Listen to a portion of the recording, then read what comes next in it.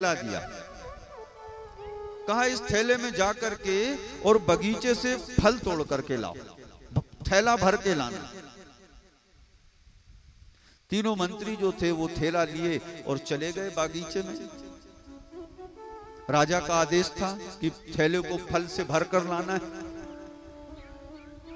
तो तीनों ने उस थैले को लिया और गए जाकर बगीचे में। तीनों अपनी अपनी भाव, अपने अपनी बुद्धि, अपना अपना विवेक लगाते हुए और उस थैले को भर रहे हैं। एक क्या सोचता है, एक के मन में विचार आया कि राजा तो राजा है, उसे क्या मतलब एक थैले फल से, ये तो कुछ भी कराते रहते हैं। राजा का मन हुआ तो बोल दिया। उसने सोचा कि राजा तो राजा है, वो क्या करेगा इस फल का। इसलिए उसने विचार किया कि एक काम करो, कौन राजा को इतनी फुर्सत है कि वो इस थैले को और फल को देखेगा। तो उसने क्या किया, उसने उठा करके थैले में जो फल समझ में आए बागीचे में, सड़े गले जितने थे वो सब एकत्रित कर लिए और उस थैले को भर लिया। दूसरा जो मंत्री था उसके हाथ में थैला। उसने विचार किया कि राजा ने फल बुलाए हैं तो हो सकता है कि फल खा ले,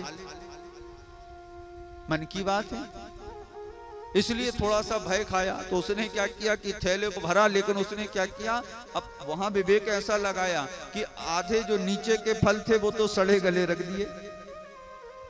कहां एक एक फल को देखने जाए, तो जो हाथ में आए सड़े गले वो तोड़े और उसे थैले में डाल दिया। तो आधे तो सड़े गले फलों से भर दिया थैला और बाकी जो ऊपर ऊपर थे वो थोड़े से अच्छे अच्छे फल रख दिए।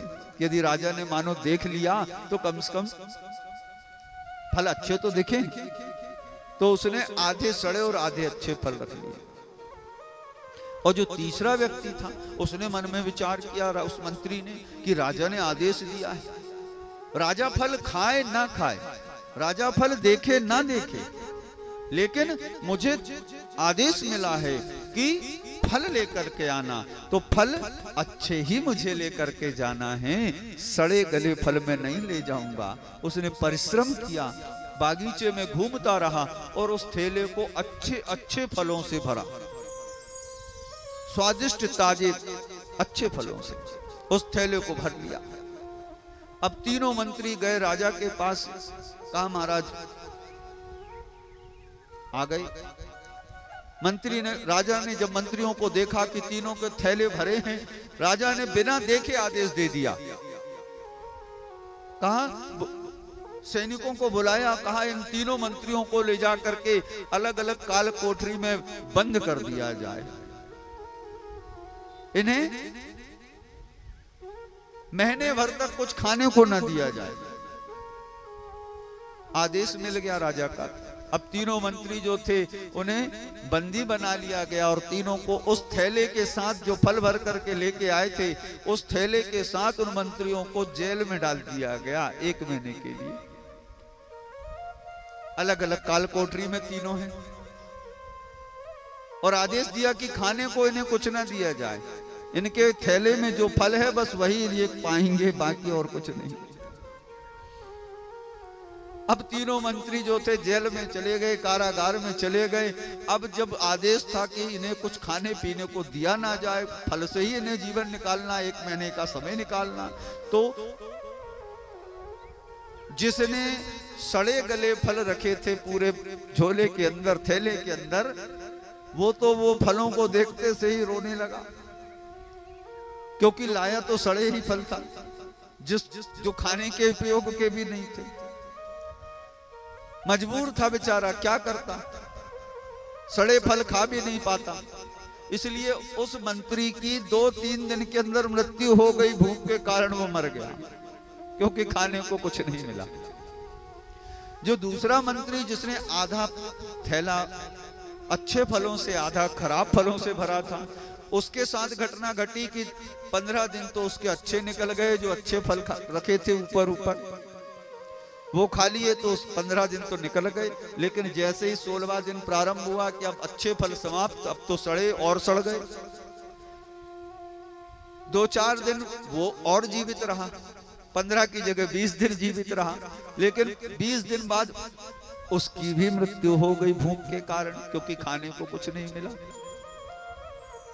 लेकिन जो तीसरा मंत्री था, जिसने उस थैले को अच्छे फलों से भरा था, उस मंत्री के जीवन में आनंद था, क्योंकि स्वादिष्ट और ताजे फल लेकर के आया था। और वो फल ऐसे थे कि महीने भर चल गए। उसने आराम से महीने भर उन फलों को खाया, जीवित रहा। एक महीने बाद जब राजा ने देखा तो 2 मंत्री मर चुके थे, बस वो एक अकेला जीवित था। मंत्री ने पूछा राजा से कि महाराज, आपने ये जो कराया, ये क्यों कराया? राजा ने कहा कि आप तीनों मंत्रियों के बीच में मुझे चुनना था कि मैं किसे अपना प्रधानमंत्री बनाऊं। कौन बुद्धिमान है, कौन कर्मशील है, कौन ज्ञानवान है, बस यही परीक्षा में लेना चाहता था। क्यों? कहा, बोले कर्म ही प्रधान है संसार में। जीव जब आता है तो वह इस संसार में आने के बाद ये उसके ऊपर है। ये जीवन क्या है? ये एक थैला है, और इस थैले के अंदर कर्म रूपी फलों को हमें डालना है।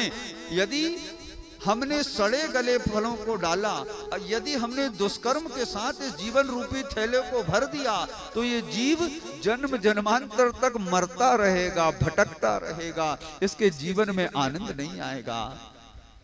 लेकिन यदि ये जीवन रूपी थैले में कर्म रूपी अच्छे फलों को यदि जीव डालता है, यदि वो अच्छे कर्मों को रूप में इस जीवन के थैले को भरता है, तो यहाँ कहा, वहां जाने के बाद भी उसे सत्कर्म का पुण्य लाभ मिलते रहता है।